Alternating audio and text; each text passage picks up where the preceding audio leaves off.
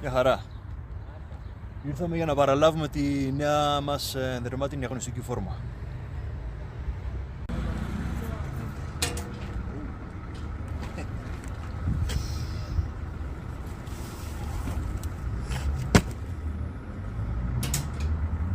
Για να δούμε τι έχει.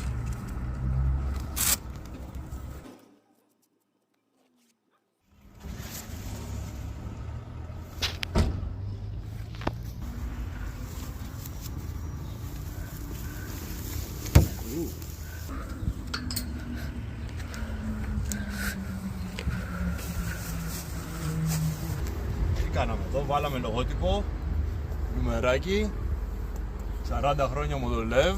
Η φόρμα είναι ένα tribute στη λέσχη στα 40 χρόνια.